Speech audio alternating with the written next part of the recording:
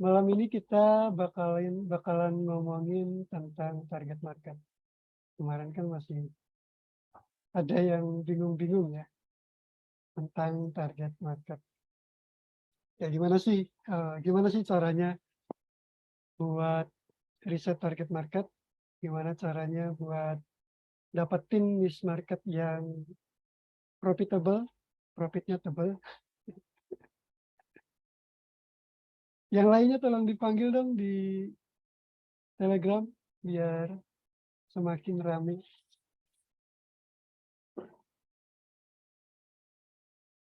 Suara aman, oke, thank you.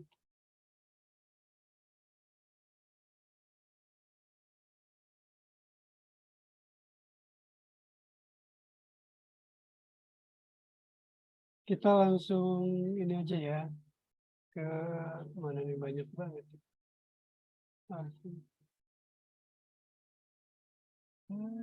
Sebentar saya share screen dulu ya.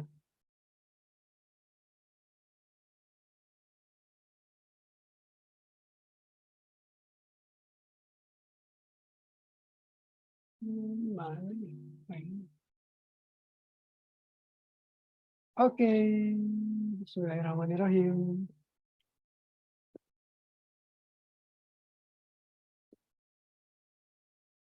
Ada 44 peserta yang udah join 45. Makin hari makin turun ya, baru 3 hari.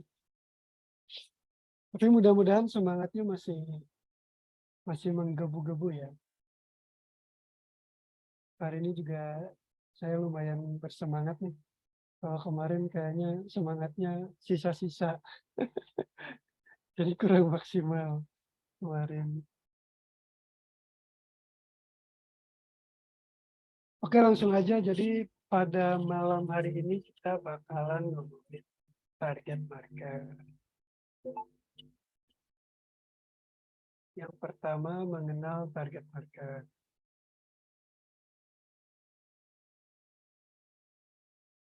Biasanya sebelum mulai jualan, kebanyakan orang, terutama yang newbie ya, itu langsung berpikir kalau mau jualan online ya harus punya produk. Terus ketika sudah mendapatkan produknya, langsung pengen jualan gitu, gatel buat jualan.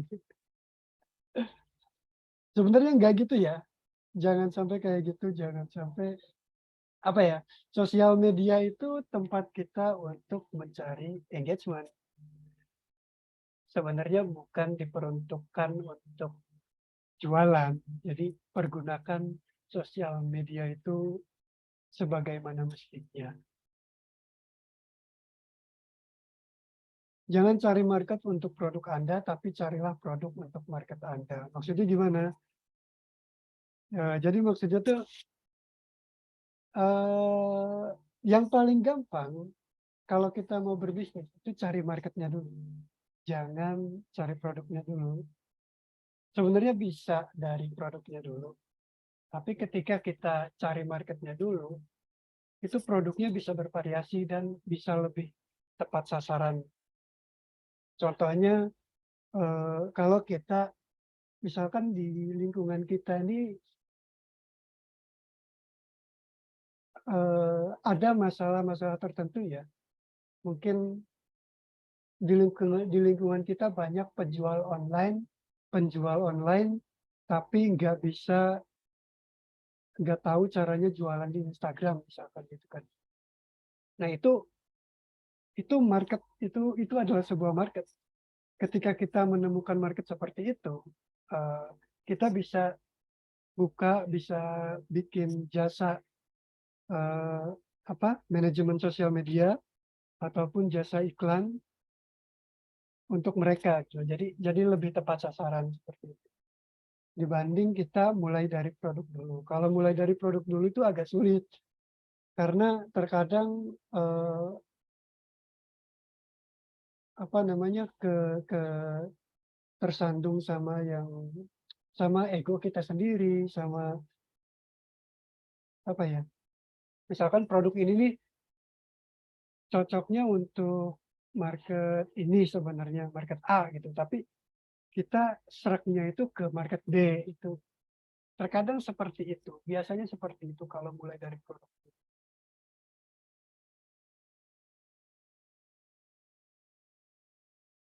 Jadi sebenarnya nggak ada yang salah ya, kalau misalkan mau mulai dari produk dulu atau mulai dari market dulu. Cuman yang paling enak tuh mulai dari market dulu, itu aja sih. Terus ketika mencari target market itu emang eh, dalam perjalanannya kita bakal nemuin trial dan error gitu. Karena mungkin kita bingung gimana sih kita kita bingung gimana sih meriset kebutuhan market tersebut gitu. Terus banyak hal yang harus kita gali dari market tersebut kan. Kadang kita bingung sendiri dengan itu. Dan itu tuh butuh trial dan error. Jadi kita ngetes, misalkan market A butuh kita kita tes dengan produk A, ketika produknya nggak cocok, kita tes lagi dengan produk B misalkan kayak gitu. Atau kalau dalam iklan sih biasanya ngetes konten iklannya, ngetes konten iklannya. Kita bikin beberapa konten iklan, kita iklankan di apa, iklan yang sama. Nanti ketahuan konten seperti apa yang paling diminati oleh market tersebut. Kayak gitu. Itu namanya proses trial dan error.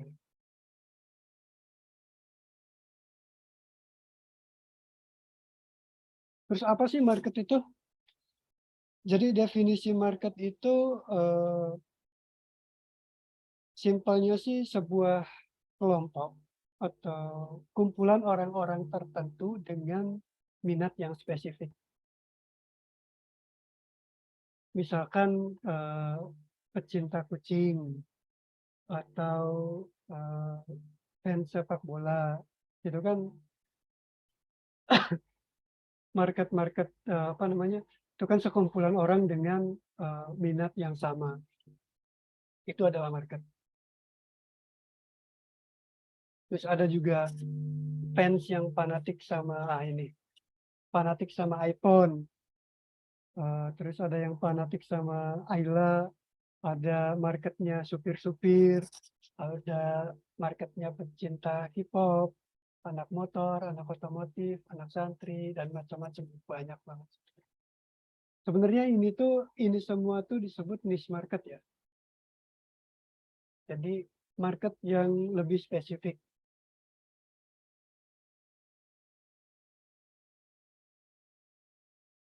Niche market adalah market yang lebih spesifik. Jadi contohnya ada market anim.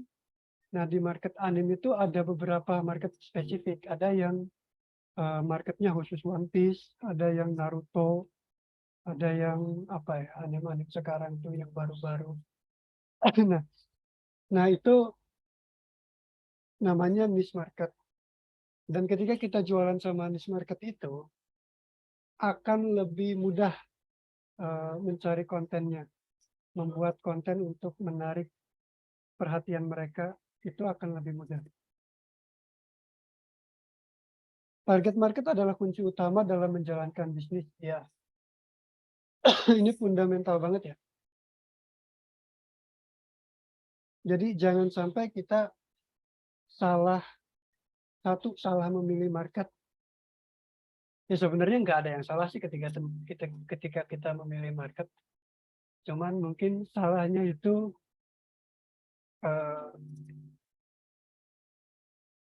kita berbenturan sama ego kita gitu. Eh, itu sih paling sering terjadi di penjualan produk-produk POD biasanya kayak gitu ya. Sorry.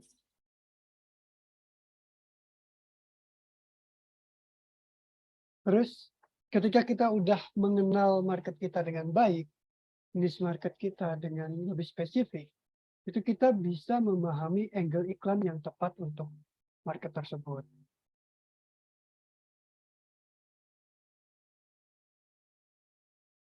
Nah, jadi untuk memahami market itu sebenarnya ada beberapa angle ya. Contohnya mungkin hal-hal yang membuat mereka bangga dengan minat mereka, misalkan kayak fans bola deh, fans klub sepak bola kan mereka bangga menjadi menjadi, fans klub tersebut gitu. Nah, itu bisa kita pakai, angle seperti itu bisa kita pakai untuk konten yang menarik perhatian mereka. Terus selain itu juga ada, angle dari kebutuhannya.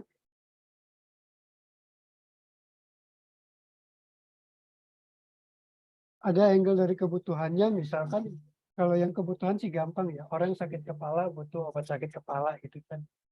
Orang yang haus butuh minum, tapi minumnya minum apa?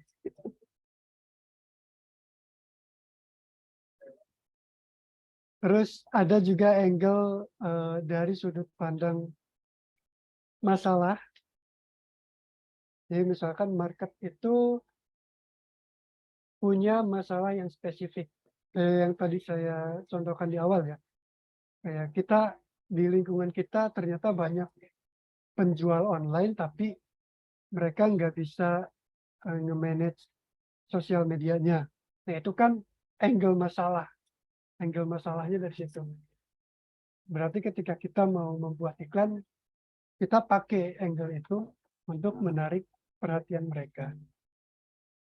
Seperti itu. Memahami target market sama dengan strategi berkomunikasi. Jadi ketika kita paham dengan target market kita akan lebih mudah berkomunikasi dengan mereka. Dan mereka pun akan lebih mudah mengerti maksud dari iklan kita. Seringkali orang itu, apa namanya, kebanyakan orang itu membeli sesuatu bukan karena harganya atau bukan karena sekedar tertarik dengan desainnya, tapi lebih ke apa ya,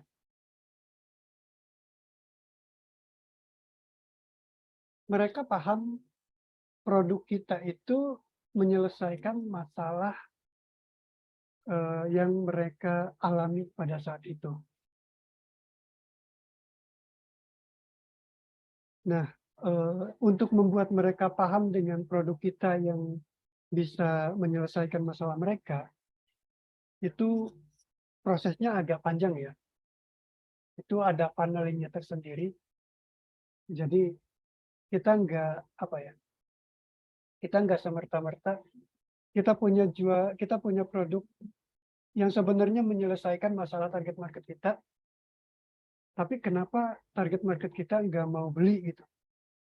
Nah, itu tuh sebenarnya proses aja. Kita harus membuat mereka sadar dulu dengan masalah mereka, dengan menggunakan konten-konten yang membahas masalah-masalah mereka dan solusi-solusinya. Itu kan akan membuat mereka paham dengan masalah yang sedang mereka hadapi. Nah, setelah mereka paham, kita baru tawarkan produk kita. Itu akan lebih mudah, mereka akan lebih mudah tertarik. Kayak contoh iklan Coca-Cola ini ya, dia ini angle-nya bukan dari produknya atau bukan dari harganya. Ini angle-nya ke emosi target market mereka. Jadi mereka membangkitkan emosi target marketnya. Captionnya pun seperti ini gitu loh. Hidupkan semangatmu dengan Coke, ayo. Yang ngerti saya sebenarnya. Saya nggak ngerti bahasanya, cuman ya mungkin saya bukan target marketnya ya. Cuman ini adalah tipe iklan yang eh, mengambil angle emosi, membangkitkan emosi target market. Dan ini seringkali berhasil. 4 angle strategi komunikasi iklan. Nah, tadi udah saya jelaskan kebanggaan, Ada yang namanya kebutuhan, ada yang namanya masalah, ada yang namanya harapan. Kalau harapan kayak gimana ya? Gampangnya teman-teman ketika dapat iklan dari DA ini, dropshipaja.com, eh, biasanya jenis iklan DA itu lebih ke harapan, harapan dan masalah. Itu yang paling sering saya lihat ya harapan.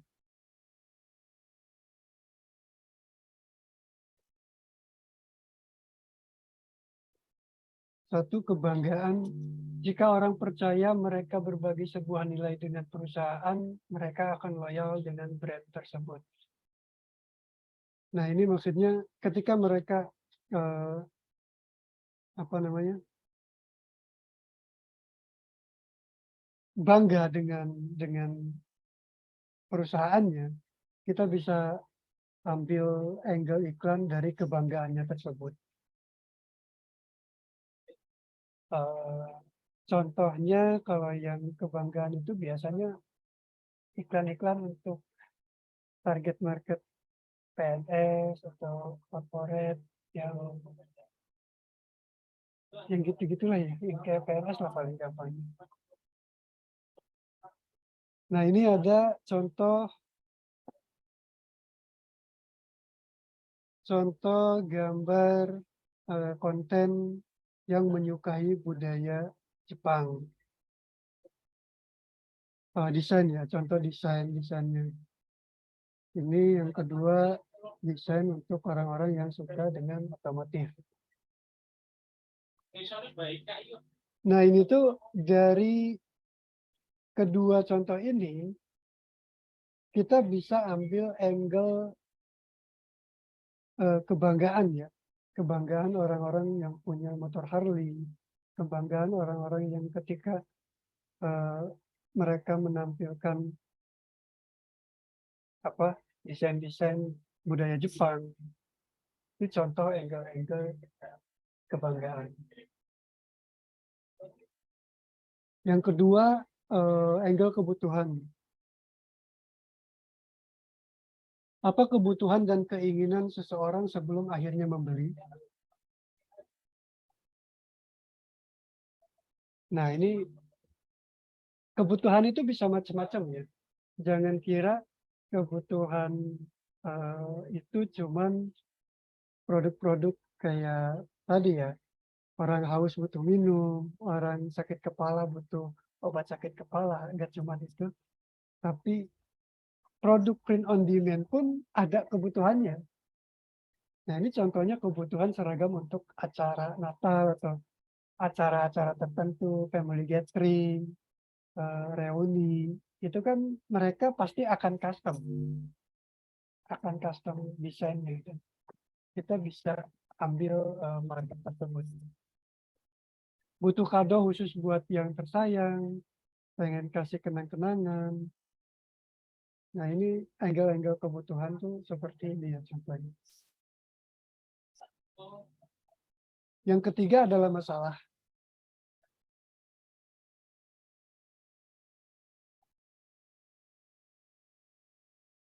Yang ketiga, angle masalah.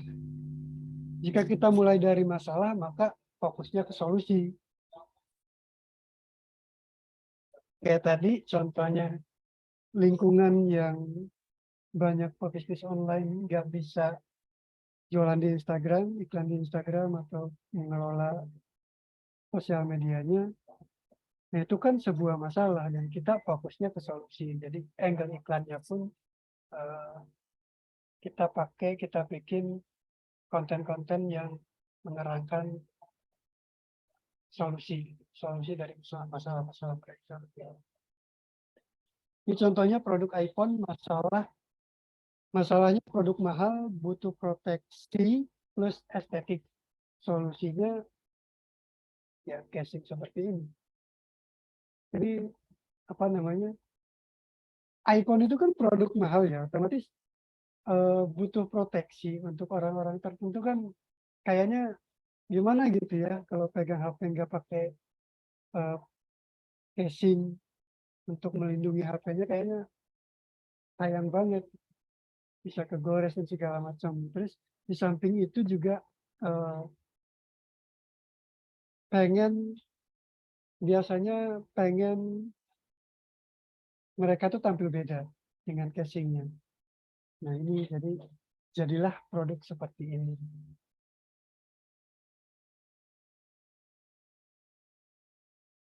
Yang keempat adalah harapan, keinginan yang sulit atau tidak bisa dipenuhi.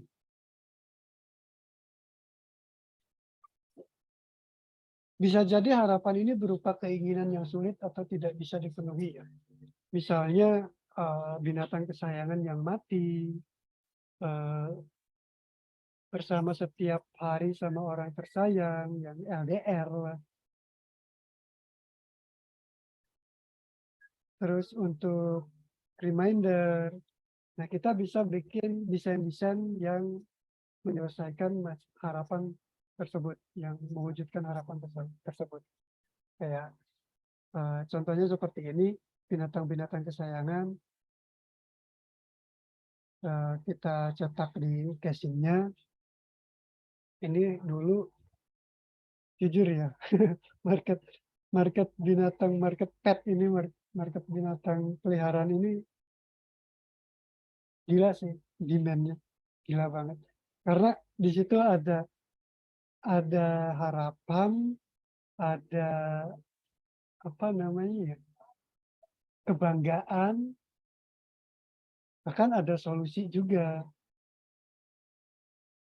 Dan mereka tuh ini banget gitu sama, gimana sih kalau kita punya hewan peliharaan tuh kayaknya sayang banget gitu kan, terus pengen kita apain gitu. Pengen menunjukkan rasa sayang kita tuh dalam bentuk apa, biasanya seperti itu. Nah ini selanjutnya adalah niche market. Tadi udah saya singgung, niche market itu sama dengan niche market itu adalah market yang spesifik. Jadi ada contohnya dari market sepak bola, itu kan masih umum ya. Sepak bola itu masih umum, itu masih terbagi lagi. Ada yang suka sepak bolanya indoor, ya futsal. Dari situ juga ada yang niche marketnya tuh klub-klub tertentu. Bahkan klub-klub tertentu tuh klub luar negeri dan klub dalam negeri itu berbeda marketnya. Berbeda minatnya, berbeda konten yang menarik, yang bisa bikin mereka menarik. Itu beda, beda banget. Niche market sama dengan satu tema desain tertentu.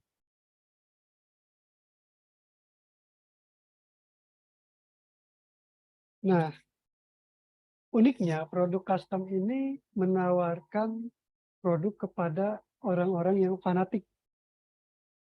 Jadi gimana ya, ketika seseorang sudah fanatik sama suatu hal, mereka tuh cenderung mengoleksi produk-produk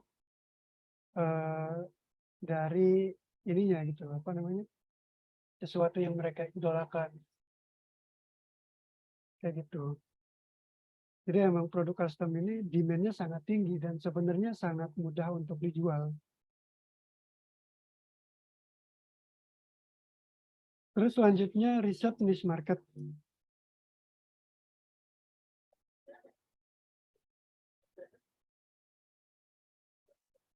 Selanjutnya kita belajar riset niche market ya. Gimana sih caranya riset niche market yang tepat, dan gimana kita bisa dapat angle kontennya untuk menarik perhatian mereka. Yang pertama, tentukan buyer persona. Apa sih buyer persona itu? Buyer persona itu eh, gambaran dari target market ideal kita. Gambaran dari orang yang sangat ideal dengan target market kita. Misalkan saya menargetkan market sepak bola. Nah, saya itu akan bikin buyer persona. Jadi bisa dari namanya dulu saya tulis. Saya kayak bikin biodata gitu aja. Namanya siapa, umurnya berapa, jenis kelaminnya apa, status sosialnya apa, ini penting banget. Kebiasaan atau gaya hidupnya seperti apa, terus kesukaannya, minatnya apa, karakternya seperti apa, wilayahnya di mana, dan lain-lain. Dan lain-lain tuh kayak nongkrongnya di mana, ya bahkan kayak warna kesukaannya apapun itu penting. Nah, buat apa sih buyer persona ini? Jadi buyer persona ini ibarat eh, apa ya analoginya tuh,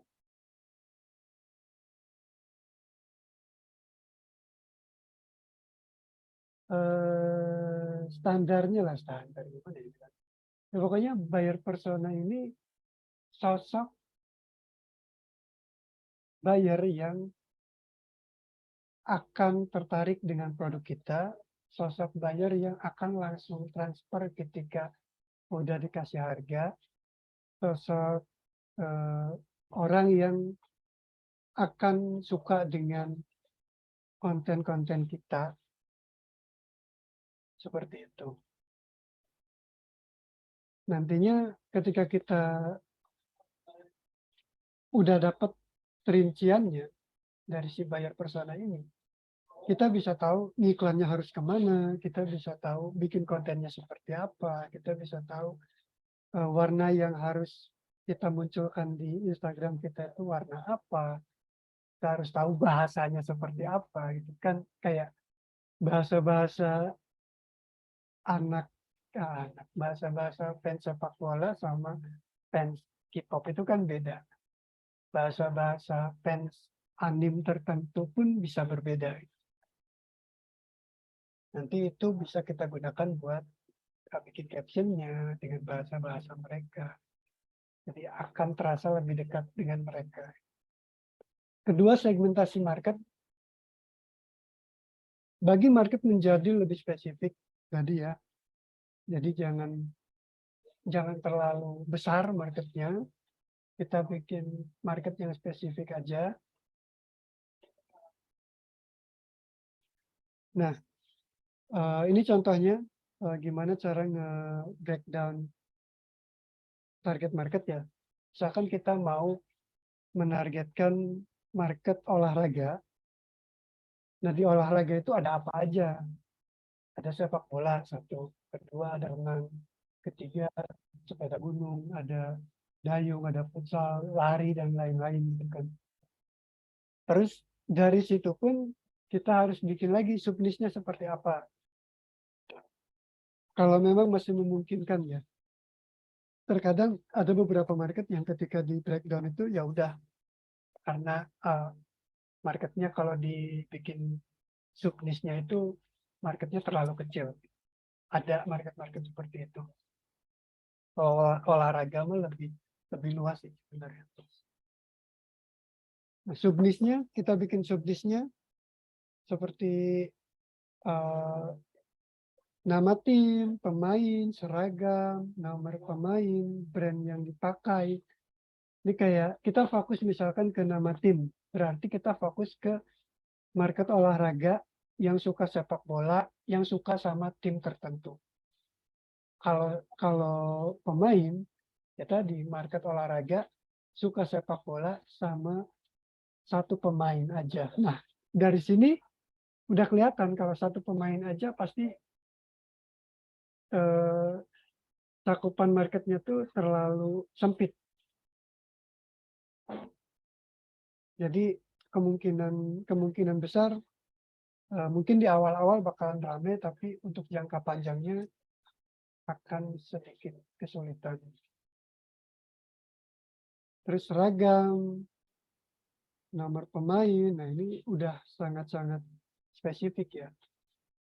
Ini biasanya ketika nge-breakdown market itu semakin lama akan semakin kecil. Saran saya sih main di bagian sini aja, jangan ke subnis. Ya mungkin untuk angle-angle iklan tertentu ini bisa dipakai. Misalkan kayak kita punya market olahraga, terus kita mau menargetkan pecinta sepak bola atau pemain sepak bola, terus ya udah sampai sini aja. Kita bikin konten-kontennya yang seperti ini, konten-konten tentang sepak bola. Di konten-konten tertentu itu kita bisa ngetes subniche. Misalkan kita bikin konten dengan nama-nama tim tertentu untuk berapa lama gitu ya. Terus kita ngetes mana sih yang lebih banyak disukain sama audiens saya, mana sih yang lebih banyak disukain sama follower saya, tim mana gitu. Terus nama pemain kayak misalkan Ronaldo sama Messi, lebih banyak yang mana sih, lebih marketnya lebih gede yang mana sih, Ronaldo apa Messi. Terus nomor pemain segala macam. Nah, untuk di Instagramnya itu saya saranin di sini aja, tapi untuk kontennya kita breakdown lagi jadi sublist. Ngerti ya? Jadi kalau nggak ngerti bisa tanyain lagi aja.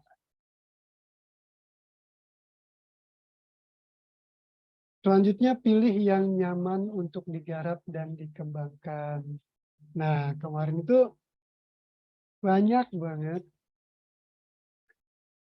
teman-teman yang mereka udah punya apa ya, mereka udah ngerti, udah nemu target marketnya, mereka udah ngerti mau jualan ke siapa, angle-nya seperti apa, tapi mereka nggak nyaman gitu. Dalam jangka panjangnya itu mereka nggak nyaman. Kayak misalkan kadang kita kan ngerti dengan sesuatu hal, tapi belum tentu juga kita benar-benar nyaman dengan hal tersebut. Kayak misalkan politik ya, misalkan politik. Kita ngerti dengan politik. Tapi untuk buat konten-konten politik itu kayaknya risetnya terlalu banyak gitu. Atau misalkan kayaknya ketika kita dapat konten yang bagus, yang menurut kita engagementnya tinggi, tapi ternyata diserang sama netizen. Biasanya bertemu hal-hal seperti itu, masalah-masalah seperti itu yang bikin mereka nggak nyaman. Dan akhirnya stuck, mau bikin konten apa lagi, mau gimana yang iklannya engage seperti apa lagi. Jadi sangat disarankan untuk pilih niche market yang bikin kita nyaman. Tapi kalau misalkan nggak ada pun nggak apa-apa sih. Karena eh, buat sukses itu harus keluar dari zona nyaman.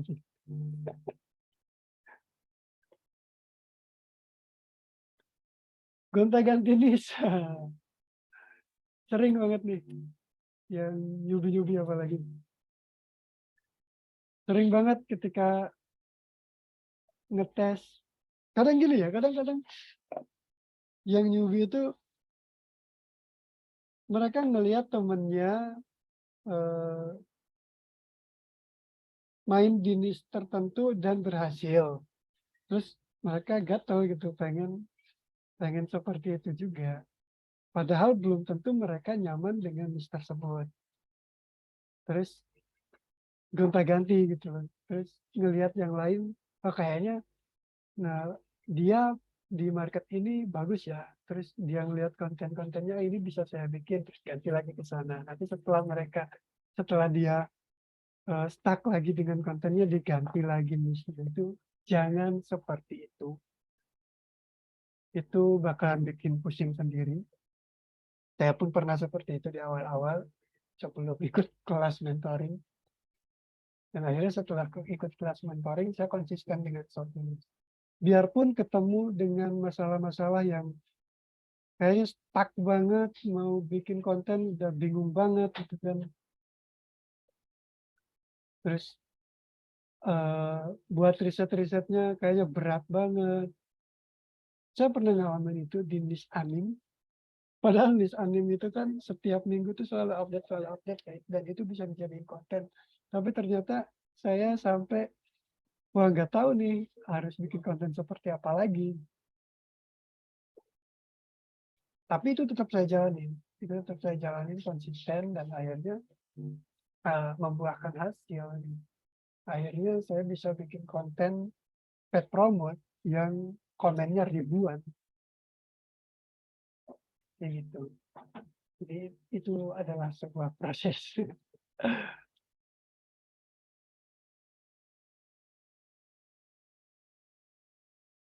Terus mulai untuk ngebangun bisnis plan. Jadi jangan baru belajar target market, terus udah saya mau jualan ke market ini paling bisanya seperti ini Terus saya udah riset kayak gini, udah dapet formulanya udah dapet, terus langsung jebret aja, langsung iklan atau langsung apa namanya jualan. Jangan seperti itu. Bikin plannya dulu. Jadi kadang-kadang nggak disadari sama pebisnis online, terutama yang pemula ya. Plan ini penting banget. Ini fundamental banget sih. Jadi kita harus bisa bikin namanya customer journey. Kita bikin, kita rinciin nih, si customer kita ini, si calon customer kita ini, gimana sih perjalanan dia sampai beli produk kita, sampai dia repeat order lagi. Itu tuh step-stepnya seperti apa aja sih. Nah itu harus dibikin. Ya, itu salah satu bisnis plan ya yang harus kita bikin. Kayak contohnya, saya mau nargetin market sepak bola. Terus si market sepak bola itu biasanya dia di mana sih aktifnya? Kalau sosial media kan jelas di akun-akun publik sepak bola. Terus dari situ eh, mereka tuh senang dengan konten seperti apa. Kita riset lagi di beberapa akun publik, kita lihat, bahkan di hashtag-hashtag kita lihat konten-konten seperti apa sih yang mereka sukain. Nah, itu kita bikin plannya. Oh, berarti saya harus bikin konten-konten seperti ini. Terus nanti warnanya seperti ini, nanti pembahasannya seperti ini, nanti bahasanya seperti ini. Terus selain itu juga nanti untuk mengarahkan mereka ketika mereka melihat konten kita, itu harus jelas kemana. Misalkan di captionnya kita bikin caption yang storytelling ya, storytelling. Terus di akhir caption itu kita bikin uh, call to action, CTA, misalkan apa namanya, promo gratis ongkir, uh, informasi lengkap klik di link bio, misalkan gitu ya singkatnya. Nanti kita bikin CTA di akhir captionnya itu. Setelah mereka klik link di bio Instagram kita, mereka akan kemana? Apakah langsung ke WhatsApp atau diedukasi lagi, dikasih sales page lagi, dikasih landing page lagi untuk menyaring mana yang benar-benar minat sama yang cuman yang belum belum ada keinginan untuk beli. Kayak gitu. Itu harus dibikin customer journey, dibikin bisnis plan. Kamu mau bisnis seperti apa, target marketnya siapa, gimana kontennya dan segala macam itu. Dan ini sering banget miss sama uh, teman-teman yang newbie. Selanjutnya strategi memilih niche market. Satu, mulai dari hal-hal yang Anda sukai dan bisa dijadikan hobi. Nah ini yang paling gampang dan yang paling apa ya, jangka panjangnya tuh enak gitu kalau dari hobi. Kalau misalkan hobinya, Bang, saya hobinya K-pop, tapi di K-pop marketnya banyak, apa namanya, kompetitornya banyak banget dan uh, udah gede-gede terus jualannya murah-murah lagi. Saya ngeri kalau main di situ. Nah itu ya udah jangan dipaksain kalau kayak gitu. Cari yang lain karena banyak strategi untuk uh, pilih market, memilih market. Nah, jangan nekat. Jangan nekat pilih niche yang bisa kita kuasai. Kalaupun kita misalkan belum begitu banyak menguasai, seenggaknya kita ada niatan untuk selalu update dengan apa informasi-informasi dari niche tersebut, yang untuk menjadikan konten lah segala macam, riset setiap mungkin seminggu sekali atau sebulan sekali harus ada riset. Itu kalau niche-nya nggak sesuai sama hobi kita ya. Ya jangan nekat, jangan asal ngelihat temen main di anim cuannya gede, banyak yang beli, tapi kita nggak ngerti, terus kita nekat bikin kayak gitu ya, itu kayak bunuh diri.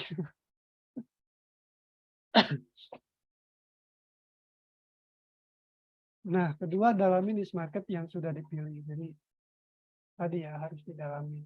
Selalu update dengan informasi, selalu ikutin akun-akun publik mereka, ikutan komen, ikutan nge-like, terus jangan lupa juga bukan cuma nge-like di postingan akun publik ya, tapi di apa followersnya juga. Kalau misalkan kita udah follow mereka, kita komen, jika mereka posting, gitu akan lebih mudah, lebih cepat buat naikin followers ini.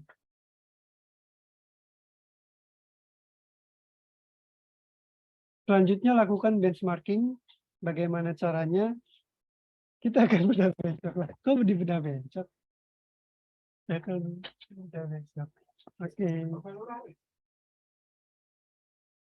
Yang ketiga, lebarkan niche market. Lebarkan niche market tadi ya. Jangan pilih yang sub niche, tapi pilih niche marketnya aja. Sub niche-nya kita pakai untuk bikin konten. Biar tidak stuck. Biar ketika kita stuck dengan pembahasan tertentu, konten tertentu, kita masih punya banyak sub niche yang bisa kita gali. Mulai dengan memaksimalkan sub niche. Niche stiker pentol, pentol. Berkreasi dengan kata-katanya. Nah, maksimalkan ya. Kalau kayak gini sih gampang ya, tapi untuk beberapa niche, sub niche itu agak susah juga.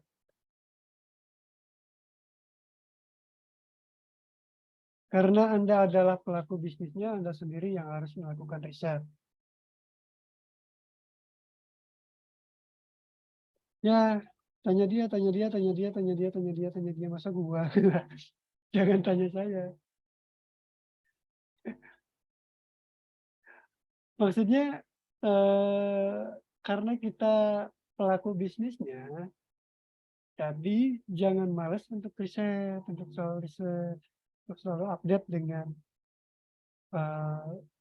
konten-konten di market tersebut, untuk selalu update dengan tren-tren di market tersebut, kayak gitu ya. Jangan, intinya jangan malas, dan jangan tanya dia, tanya dia, tanya dia. Idem tuh apa tuh? Gitu. Ingat, riset audiens Anda sendiri, jangan ikut-ikutan. Nah, tadi jangan ikut-ikutan teman-teman, misalkan ada yang main jenis apa, kayaknya gampang, kayaknya ini, jangan ikut-ikutan, harus punya data. Lakukan riset secara detail. Sekali nyemplung, Anda harus basah sekalian. Tadi ya udah aku jelasin. Kita harus seenggaknya pengen ada rasa keinginan dan kita selalu update untuk selalu update.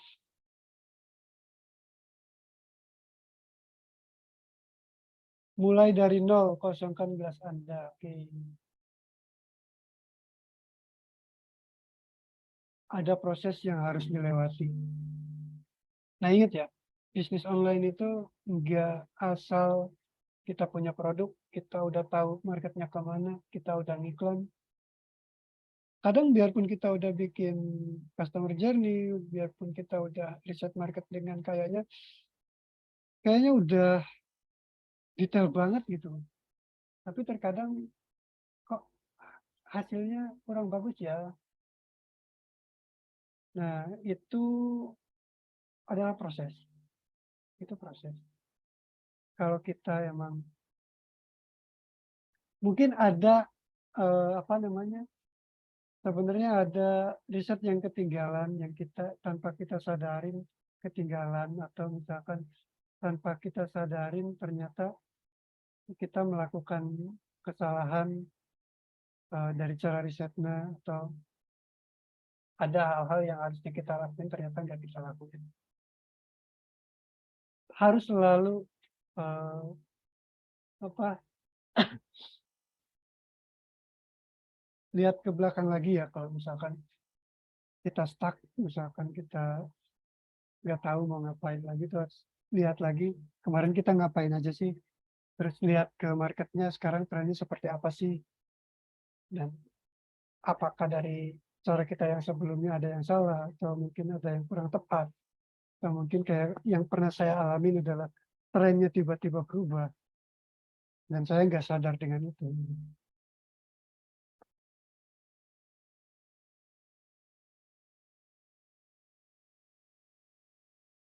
Nah ini ya, banyak yang start tapi cuma sedikit yang finish. Kayak ya, contohnya di DA ini sendiri kan membernya banyak tapi nggak semuanya sukses kan, maksudnya nggak semuanya sampai ke finish. Kebanyakan yang nggak sampai ke finish itu mereka apa ya, merasa udah melakukan semua yang diajarin di DA dengan maksimal, tapi hasilnya nggak kelihatan, dan selanjutnya mereka menyalahkan keadaan, bahkan ada yang menyalahkan DA-nya itu sendiri. Nah, padahal ketika kita dapat masalah yang emang kayaknya nggak bisa kita apa ya, kayaknya nggak bisa kita hindarin gitu.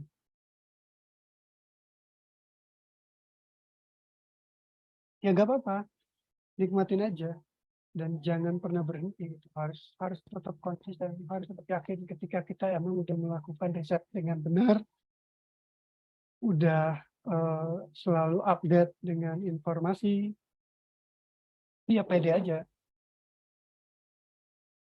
Kalau ada masalah dan kayaknya berat banget, ngomong sama mentor, sharing sama mentor. Nah, nanti bisa kami bantu untuk mungkin apa yang harus kamu perbaiki, mungkin apa yang harus kamu lakukan. Bahkan mungkin uh, kita juga bisa melihat kayaknya kamu nggak nyaman dengan market ini dan harus ganti market yang lebih sesuai. Nah, dari situ nanti kita bisa arahkan ke sesuainya seperti apa sih market yang sesuai buat kamu.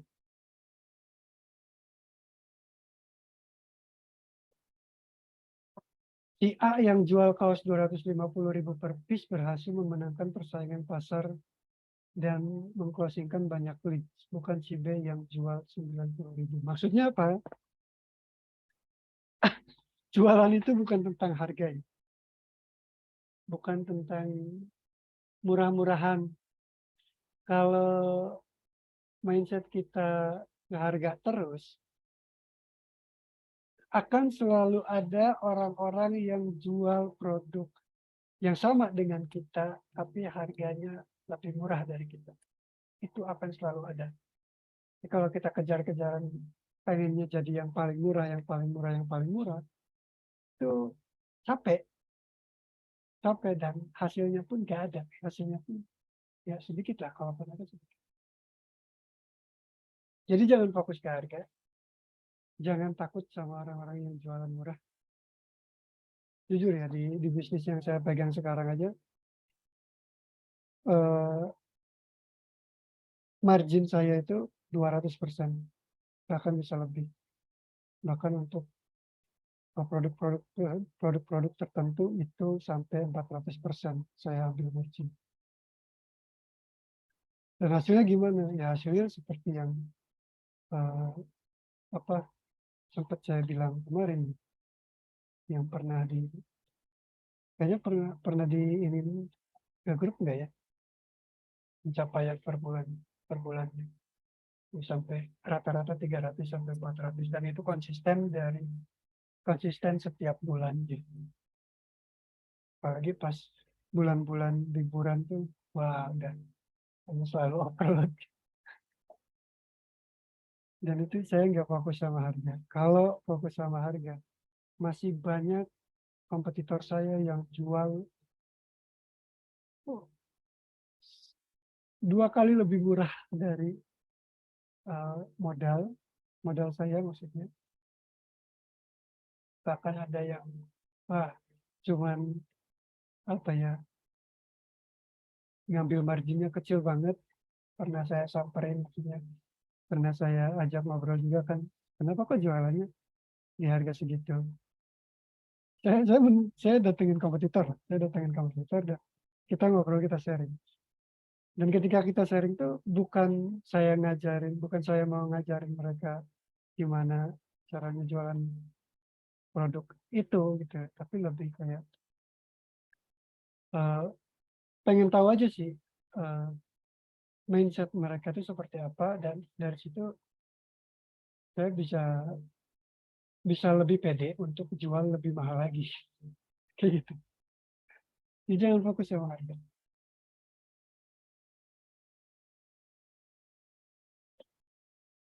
Mental dan mindsetnya berbeda ya. Kalau saya yang jualan dengan margin 100-200% rata-rata, itu kerasa banget ya ketika ngobrol sama yang kompetitor yang jualan dengan uh, margin yang tipis banget.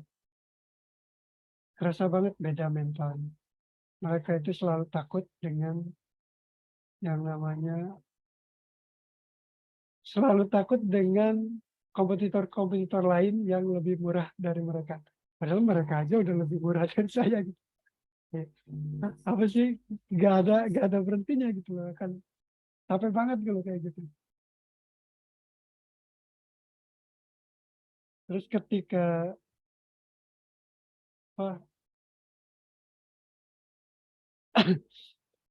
mentalnya tuh udah beda banget lah. Ketika ada orang yang nawar, itu udah langsung ngeper.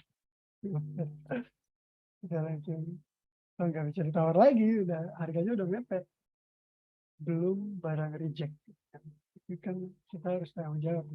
Kebanyakan dari kompetitor saya yang produknya jualnya lebih murah itu, mereka nggak bisa kasih garansi cetak ulang, garansi buatkan ulang. Beda sama saya yang marginnya 200 sampai 100 sampai 200 rata-rata.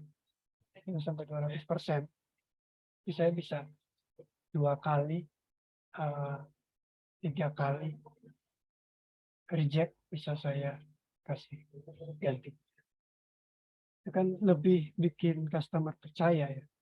Dan ketika pernah sih ngalamin uh, beberapa customer reject banyak banget, itu emang kesalahan dari tim saya, dan saya ganti semuanya.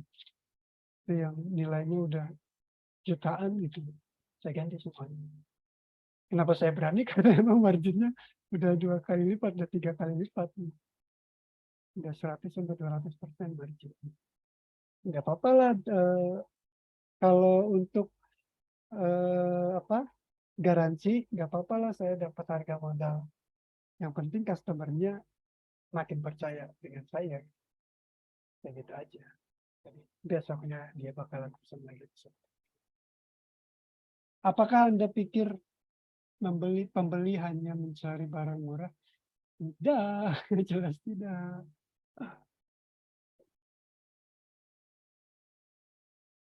Bukan harga tetapi value yang Anda tawarkan. Nah, nilai dari barang Anda, pelayanan Anda. Ya, kalau mau lepas dari perang harga, kasih value. Kasih value untuk barangnya. Value itu apa sih? Value itu yang langsung ada di barangnya gitu. Kalau untuk barang custom kayak gini ya value-nya dari tadi ya, dari apa, angle desainnya, mungkin dari emosi yang dibangkitkan dari desain yang kita buat, atau kebanggaan yang dibangkitkan dari desain yang kita buat. Itu value. Jangan lupa kasih benefit juga. Benefit itu apa sih? Benefit itu eh, sesuatu yang kerasa langsung sama customer-nya. Misalkan potongan harga, misalkan voucher, itu langsung kerasa sama customer. Atau after selling ya, after after sales-nya, kayak kita saat handling customer-nya ramah, terus setelah itu pun kita masih tetap ngabarin customer-nya, misalkan barang lagi dikirim, kita selalu ngasih informasi, Kak, ini barangnya sudah dikirim ya, sekarang sudah sampai ke kota A gitu. Terus nanti ketika udah semakin mendekati, kita WA lagi. Itu kan membangun komunikasi yang baik ya dengan customer, dan customer itu akan makin percaya. Itu benefit, itu eh, si customer itu akan loyal kalau cara handling kita seperti itu. Kalau mereka langsung merasakan benefit dari uh, pelayanan kita. Jangan takut dengan kompetitor, jangan takut dibandingkan harga jualnya, tapi saya udah bilang, jangan takut dengan perang harga. Solusinya kalau mau lepas dari perang harga, ya jual dengan value, jual dengan benefit. Terus kalau misalkan ada yang, ini ya, kebanyakan uh, kebanyakan orang tuh kebingungan ketika dibandingkan harganya dengan kompetitor. Kalau saya punya caranya sendiri. Kayak ketika ada yang ngebandingin harga produk saya akan bilang, emang di sana dapat apa aja, Kak?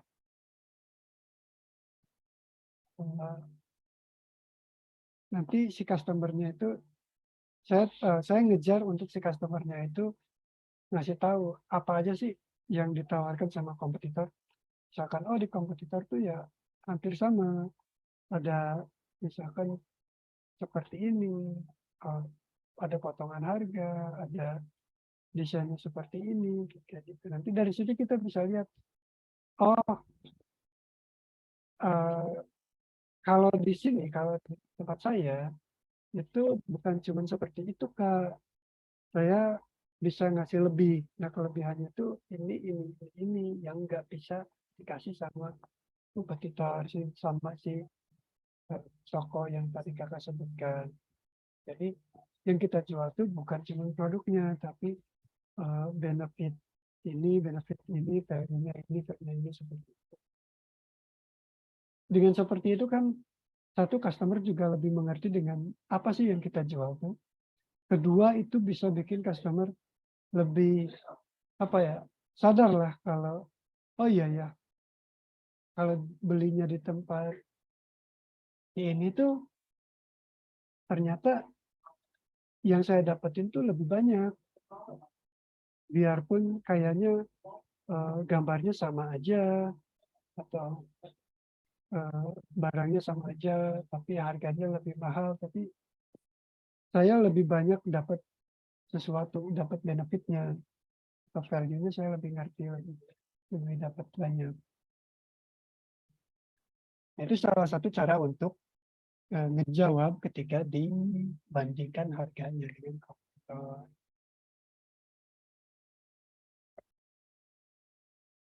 Hadapi ketakutan Anda, fokus lakukan step by step-nya, ya. Jadi jangan takut, kalau mau jadi pengusaha itu ya jangan takut. Kalau mau jadi pebisnis itu ya jangan takut. Harus berani ambil resiko, harus apa ya, kalau mentor saya bilang dulu itu, jadi pebisnis itu bikin kamu ngambil jatah tidur kamu lebih banyak loh. Gitu. Iya sih, pas awal-awal saya mulai bisnis online itu, saya sering tidur di atas jam 3 pagi, dan bangun lagi jam 5, terus. Tapi dengan kesibukan seperti itu, yang bikin seneng itu ketika bangun pagi, banyak notif yang transfer. Tapi ya sih, prosesnya tuh akan seperti itu. Jadi jadi pebisnis itu nggak gampang. Jadi pebisnis itu butuh effort yang lebih, butuh fokus yang lebih, butuh mental yang kuat.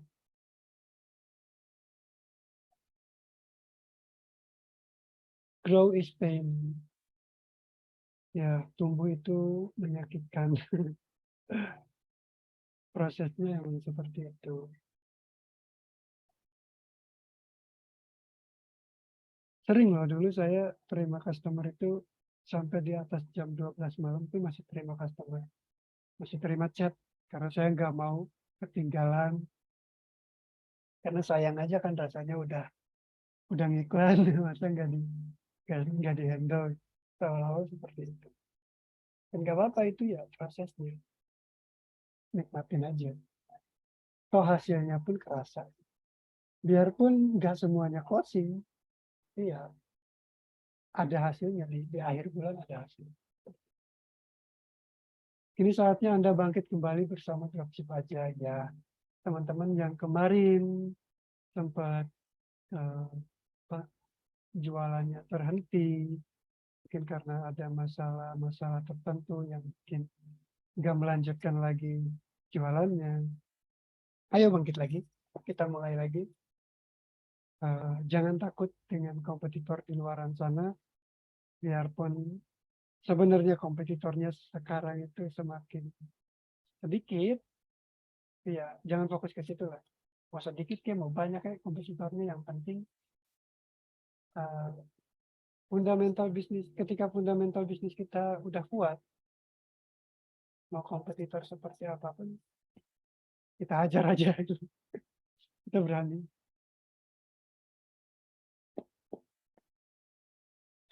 Semua ilmu pasti works, berguna dan bermanfaat asal dipraktekkan.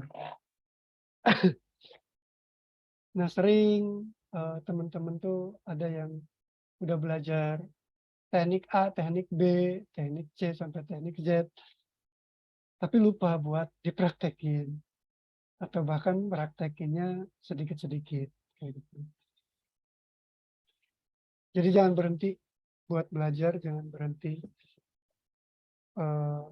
Intinya sih praktekin lah. Sedikit apapun ilmu yang kita dapat, praktekin. Kayak gitu ya.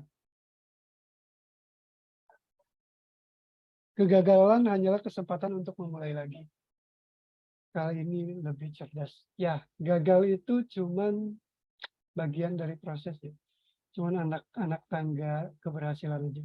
Kemarin saya bilang setiap orang itu punya kegagalannya masing-masing, punya jatah kegagalannya masing-masing, dan ketika kita gagal di satu hal, itu kita cuman ambil satu jatah kegagalan kita yang pada akhirnya akan habis juga dan pada akhirnya akan sukses juga.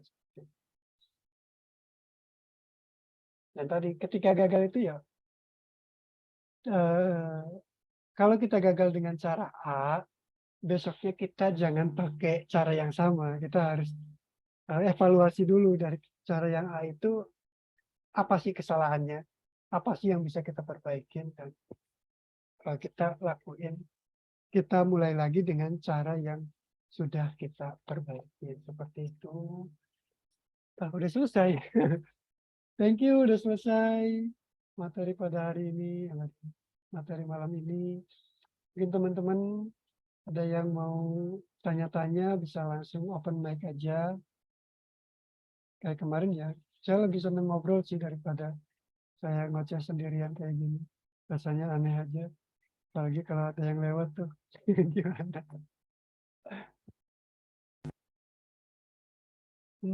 Mana ya? Mana ya?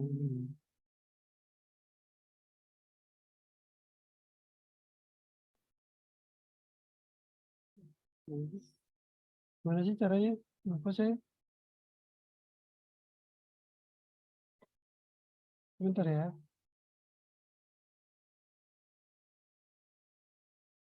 Halo, halo, udah bisa? Udah bisa open mic?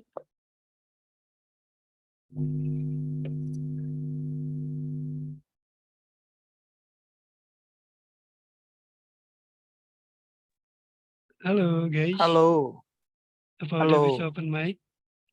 halo, Belum halo, bisa, Kak. oh, halo, Cek, cek. halo,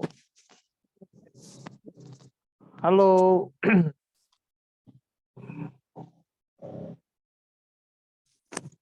Ya, selamat malam ya semuanya.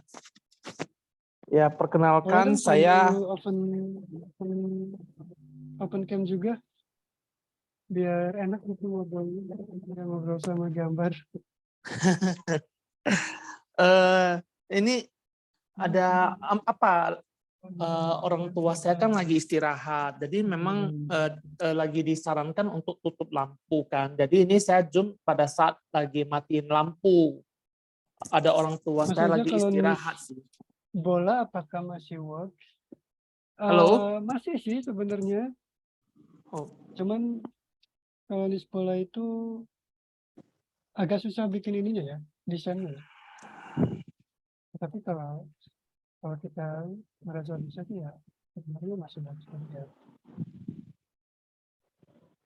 Aja itu ada yang open mic, Kak. Siapa yang open mic? Halo, Ayo ngomong dong. halo, iya, perkenalkan. Ini emang ada yang ngomong apa nggak ada yang ngomong ya? Ini saya Andi Su.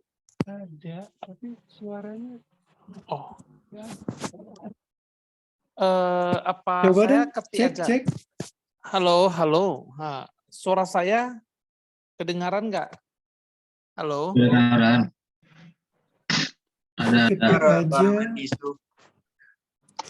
Dengar. Ada suaranya nggak? Lanjutin aja udah. Nah, ya, jadi ini saya ada pertanyaan ya. Nah, misalnya kalau needs tersebut, ini contoh, saya ambil satu contoh kasus. Saya misalnya saya ngefund satu Cek ada suaranya aktor. nggak? Halo, halo, Ada suara. ada suara ya. Saya ngefans dengan satu aktor atau artis. Nah, jadi dari situ saya ibaratnya pingin ambil foto berduaan gitu. Nah, apakah itu termasuk needs gak? Apakah itu Itu termasuk needs gak? menurutku lebih ke general dia ya. Dia kan custom ya. General Suaraku ya? ada nggak sih? Ada ya? Sekarang gini, kita kan dengar. Jadi gini, halo. mungkin maksudnya kan ibaratnya Raffi Ahmad ya. Raffi Ahmad. Ya, Kamu contohnya ngambil salah satu foto Raffi Ahmad. Raffi Ahmad Terus ya. mau ditambahin fotomu sendiri gitu ya. Iya, gitu. Nah, bisa Apakah itu bisa? Itu bisa, Apakah tapi itu termasuk needs? dia jatuhnya bukan niche sih ya, dia lebih ke general sih. Oh, general ya. Custom dengan foto pribadi. Nggak kedengeran ya. Jatuhnya kan dia custom dengan foto pribadi kan. Iya. Nah, jadi jatuhnya bisa dibilang bukan niche sih. Cuman kalau sebenarnya walaupun kita pakai niche pun, Iya. kita bisa juga nerangin ke pembeli kita. Bisa juga kok pakai foto sendiri, misalkan punya gambar pribadi. Nah, kita bisa sisipin itu. Jadi orang itu pasti dia tahu gitu. Hmm, Soalnya aku iya, iya, iya. udah sering juga kayak gitu. Hmm, iya, Tinggal iya, iya. tinggal bisa ngeditnya atau enggak gitu aja sih. Iya sih. Nah, terus kan yang mau jadi pertanyaan yang kedua saya, contoh ini saya ngefans ya sama K-pop. Nah, jadi contoh lah kita bilang lah, kan ada banyak personil ya, Blackpink, ada Mm-mm. BTS, ada itu Emang gak ada yang Jungkook, ngomong. itu banyak sekali Kayaknya K-pop suaranya K-pop. tenggelam. Halo? Iya, iya, iya. Mungkin Lanjutin aja Iya. nggak apa-apa, denger audio-nya jelas banget. harus diubah Nah, dulu. jadi contoh ya, kalau misalnya saya suka Blackpink, berarti itu ini semuanya itu tentang Blackpink. gimana? Apakah boleh ambil sama yang gabung dengan yang lain gitu? Kalau Ah, kamu fokus ke Blackpink, itu jatuhnya lebih ke K-pop yang spesifik. K-pop. Jadi kayak K-pop kan Oh, luasnya. K-pop kan luas. luasnya. Oh, Masih ada cabang-cabang lainnya kayak dijelasin tadi itu kan ada fokus hmm. ke BTS doang atau fokus ke Blackpink doang gitu kan. Mhm. Nah, itu Blackpink itu apakah itu udah betul-betul apa sub niche gitu. Sedangkan Yap, dari mm-mm. Blackpink kan itu kan ada Jennie, ada Lisa, itu Ini kan udah ada saya ubah-ubah pembagian lagi dan itu. gak bisa semua. Nah, kalau itu Ah, mungkin sebenarnya bisa Ya mungkin diakalin diketik dengan aja deh. Blackpink doang aja. oh Blackpink Blackpink aja ya. doang, tapi kamu Oh, juga bisa pakai Ini per Jisoo. personilnya gitu. ini sorry saya nggak bisa. Oh, oh berarti itu udah terserah ya boleh Blackpink ataupun yang personil seperti Lisa atau Jennie Ya, gitu ya tapi boleh. masih dalam lingkup Blackpinknya itu juga Coba menurutku lepas bisa headset aja sih. aja. Oh, berarti boleh ya, Udah saya boleh lepas. Blackpink ataupun yang personil lah berarti ya. Itu terserah lo ya. Ya, Oke. Halo. Oke. asalkan Ah, jangan apa namanya, asalkan jangan kamu Nggak misalkan ada kamu punya suaranya. akun IG ya.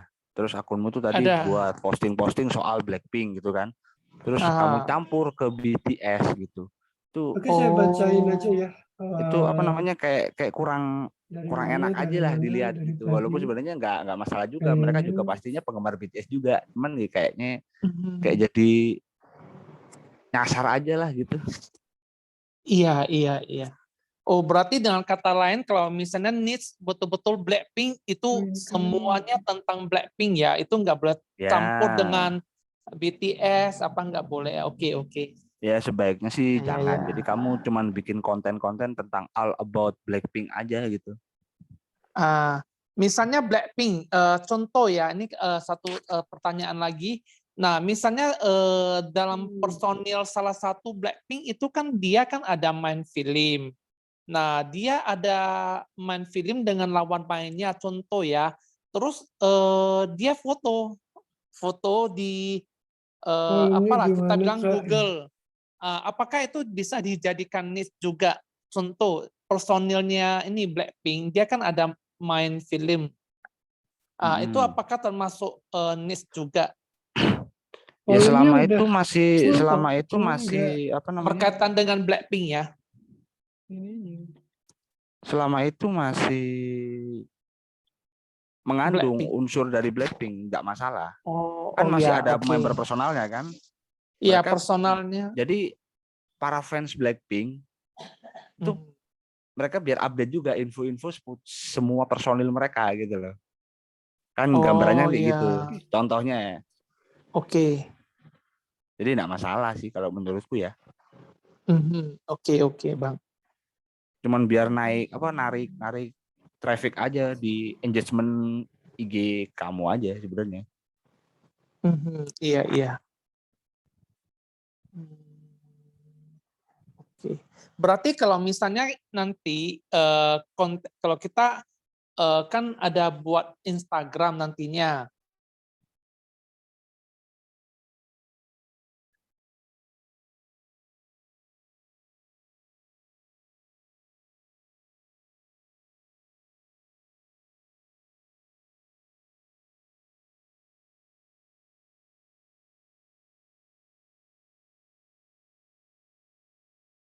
Sorry ya bro, sorry ya bro.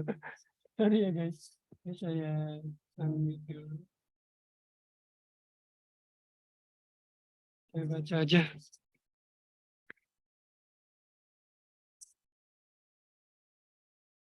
Hai.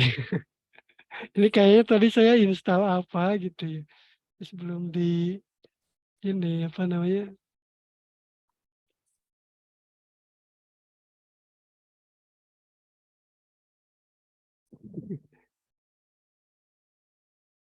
Suara saya gimana?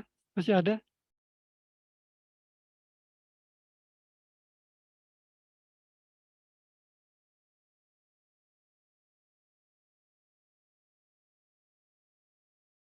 Aman, aman, aman, aman. Oke, ayo kita nanya-nanya lewat chat aja. Biar saya jelasin langsung. Yang kerja udah pada pulang. Tinggal saya sendirian.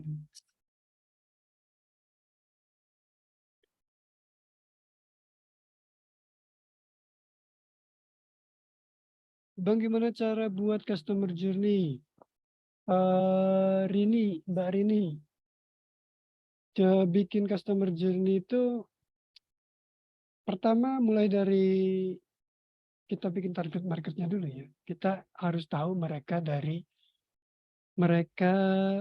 kumpulnya di mana. Misalkan di akun publik apa, kalau di Instagram, kalau di Facebook di grup apa. Terus kalau misalkan di kafe nongkrongnya di mana, misalkan kalau offline seperti itu ya. Kayak gitu. Nah, dari situ tuh nanti kita bikin iklannya di mana, terus dari si iklan itu eh, kita harapkan setelah calon customer kita melihat iklan itu dia kemana. Nah, itu harus diikutin. Misalkan dari iklan itu langsung ke WA, atau kalau eh, di paid promote di akun publik itu langsung ke WA sama klik akun kita. Ke akun kita. Nah, dari akun kita apakah diarahkan ke bio atau dari akun kita langsung ke WA kayak gitu. Kayak gitu ya customer journey. Bikinnya tetap harus tahu dulu target marketnya tuh dari di mana ngumpulnya kayak gitu.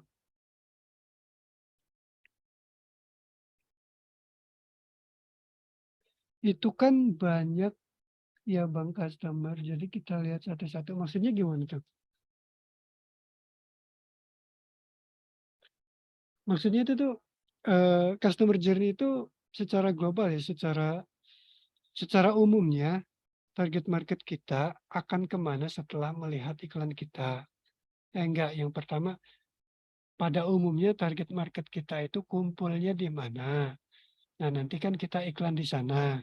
Setelah kita iklan di sana, si target market itu setelah melihat iklan akan kemana? Apakah ke eh, akun Instagram kita atau langsung ke WA kayak gitu. Sebenarnya sih prosesnya panjang ya, nggak cuma itu sih singkat banget. Kalau kalau dijelasin sampai ke kontennya itu panjang banget sih customer journey-nya. Kayak misalkan kita bikin konten seperti apa yang menarik untuk target market kita. Nah, dari konten tersebut itu harapannya seperti apa? Harapannya apakah merubah pandangan si market tersebut terhadap brand kita, terhadap produk kita. Setelah mereka berubah pandangannya, eh, otomatis mereka akan lebih aware dengan produk kita dan brand kita. Terus diiklankannya seperti apa, konten iklannya seperti apa lagi untuk orang-orang yang sudah mengerti dengan produk kita. Setelah itu stepnya apalagi terus sampai ke closing ke WA, sampai ke closing, sampai ke beli, sampai bahkan setelah beli itu mereka mau ngapain, kayak gitu. Itu panjang banget sih sebenarnya. Cuma secara singkat sih yang tadi saya jelasin ya. Ini masalahnya kita pasang iklan dan landing page-nya diarahin ke WA itu dari semua customer yang menghubungi kita akan di-handle kita sendiri, Mas. Kan lumayan banyak kan chat, akan numpuk-numpuk mohon penjelasannya. Iya, ya kalau punya admin WA sendiri ya pakai admin WA. Kalau misalkan masih handle sendiri ya handle sendiri gitu. Terus eh, cara handle-nya diatur ya. Diatur kita bikin kalau di WhatsApp bisnis itu kan ada eh, apa yang message otomatis itu, yang pesan otomatis itu kita dikasih tahu ke orang yang WA, orang yang pertama kali WA ke kita. Kita kasih tahu kalau kita kasih tahu jam kerjanya. Terus kalau misalkan nggak dibalas itu kenapa? Apakah karena kita balas chatnya dari bawah dulu, ataukah emang kita kasih waktu berapa menit atau apalah alasannya gitu ya. Itu dibikin di pesan otomatis di WhatsApp bisnis kayak gitu.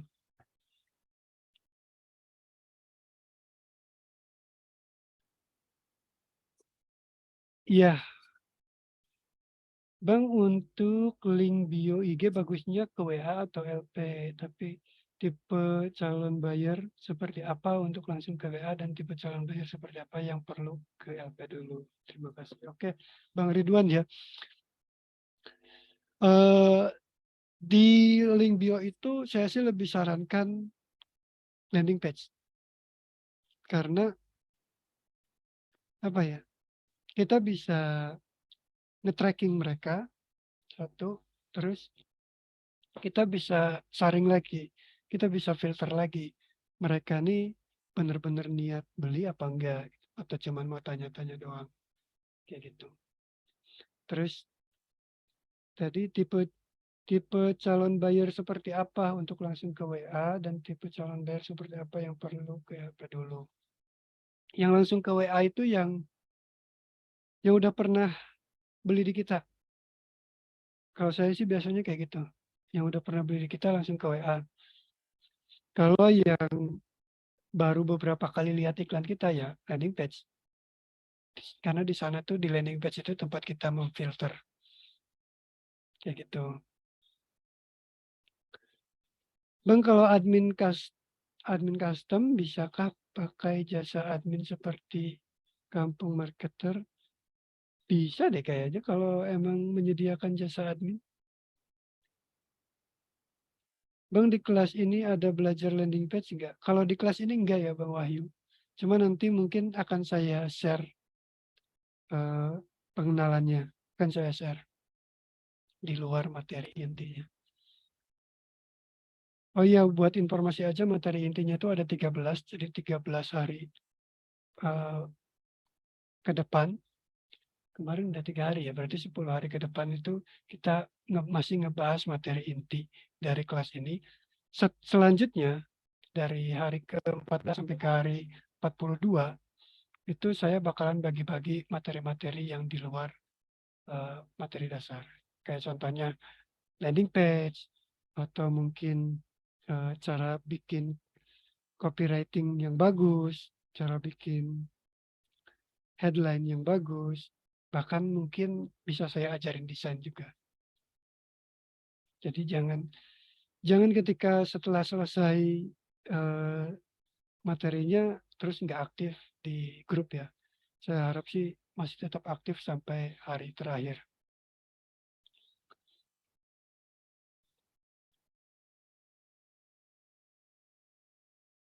Oh iya, kalau pakai apa bisa dikaitkan dengan Google Analysis ya? Iya bisa Bang Ridwan. Bang, kalau untuk format RGB sama CMYK itu ngaruh banget nggak sih kalau cetak di kaos? Kalau di kaos ngaruh sih, kalau kalau DTF ngaruh ya. Karena ngaruhnya ke DTF-nya malah. Ketika dicetak ke kaosnya, ya gitulah. Sesuai dengan output di DTF-nya. Ngaruh sih. Kalau RGB itu kan lebih gelap. CMYK itu lebih terang.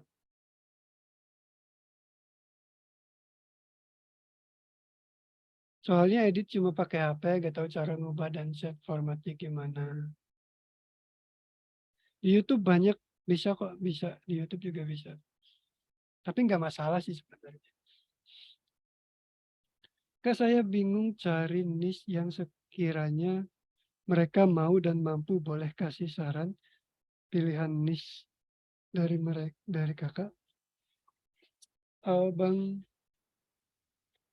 apa mbak ini ya? Yang Cahyana ya? Tadi ya kalau cari niche itu, riset niche itu yang paling gampang sih dari hobi. Tapi ini coba saya share mana ya? Coba saya share. Tadi saya lagi cari-cari juga. Mungkin bisa pakai ChatGPT. Gimana caranya? Ini ya, saya tadi ngetik, berikan saya niche market untuk produk kaos print on demand, dan dia ngasih 8 pilihan. Pakai ChatGPT aja biar gampang.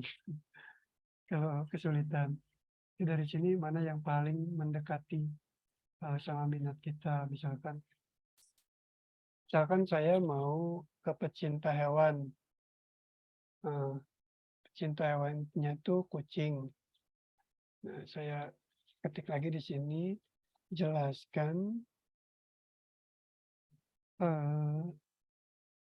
minat dari market pecinta kucing.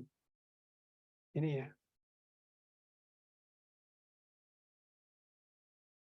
Wah, error. Harus dimulai dari awal.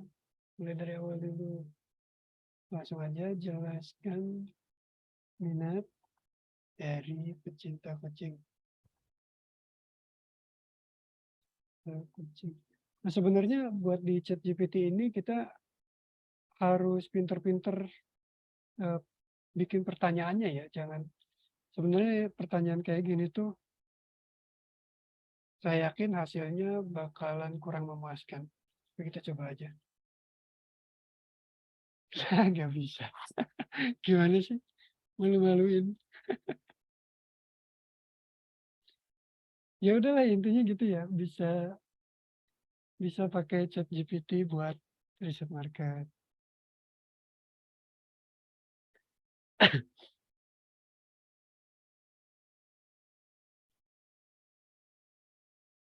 Saya bingung nyari niche yang sekiranya bahwa ya itu tadi ada. Asik diajarin desain juga, ditunggu banget ya. Oke, siap. Sedikit-sedikit aja. Saya juga nggak jago-jago banget ya masalah desain.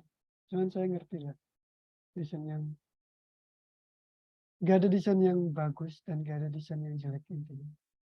Setiap desain itu punya marketnya tersendiri. Saya juga selalu ngajarin itu sama teman-teman di sini yang kerja di sini.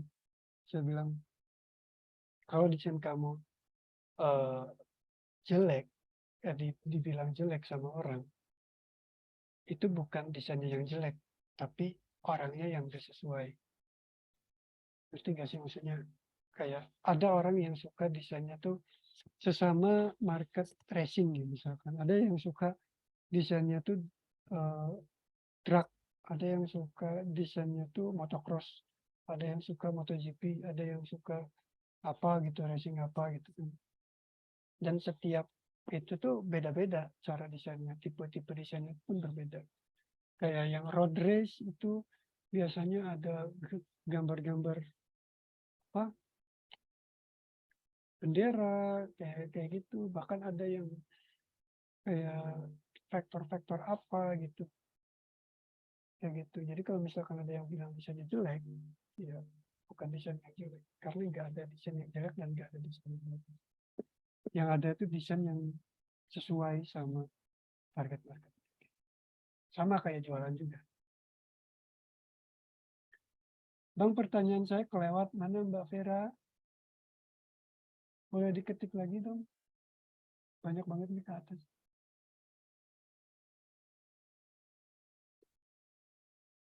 Misalkan kita itu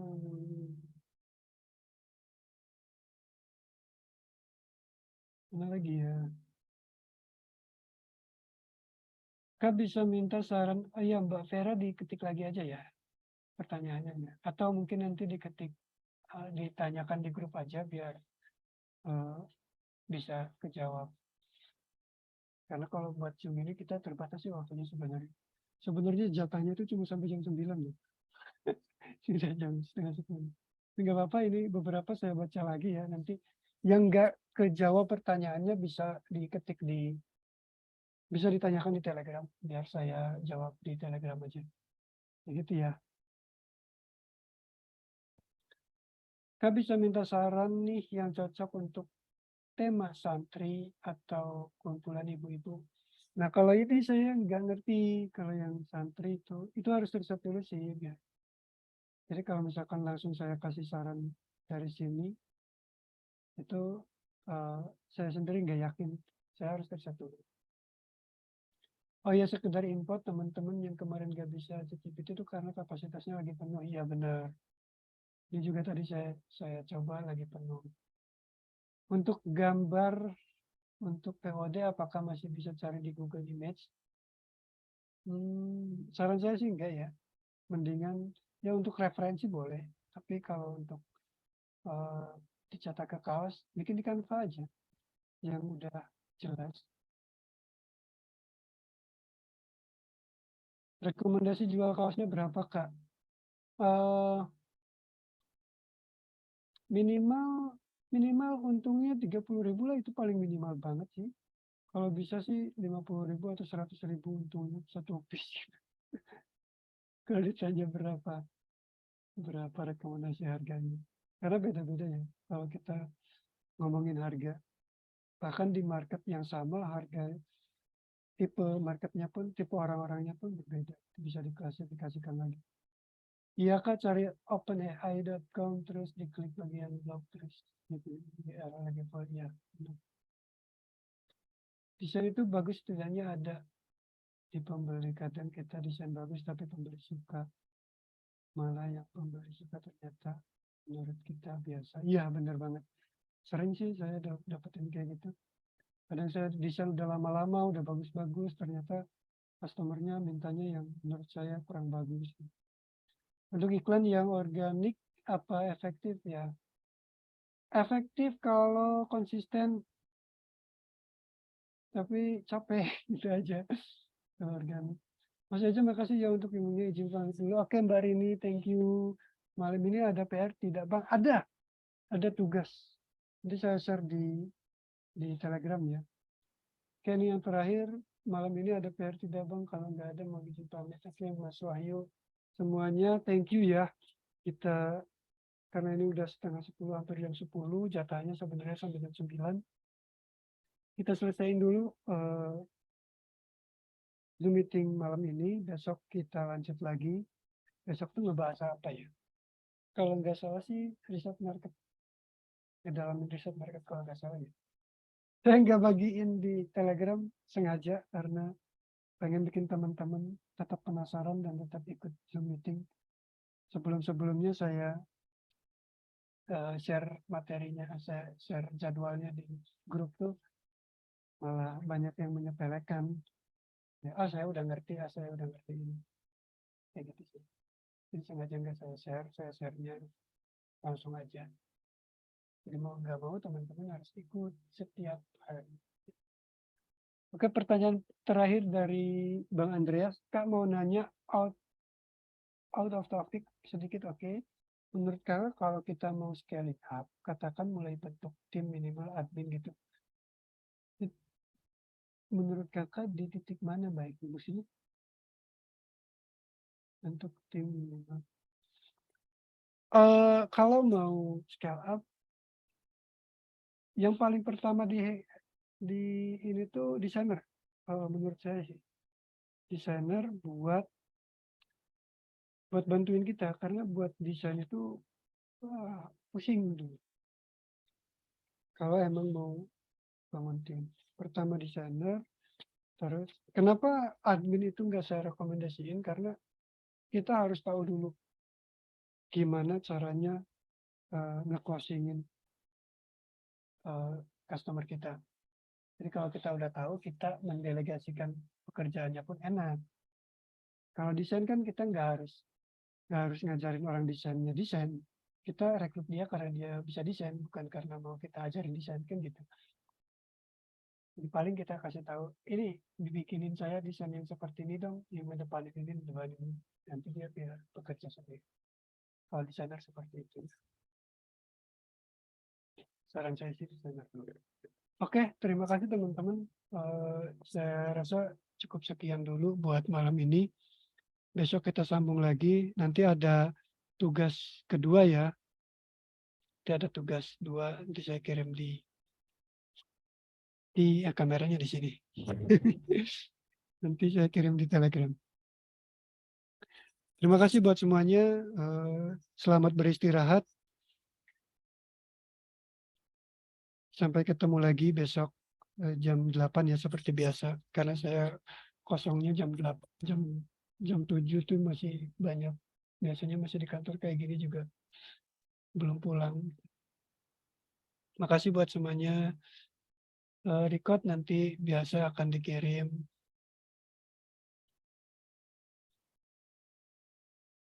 Thank you ya. Saya pamit. Assalamualaikum warahmatullahi wabarakatuh.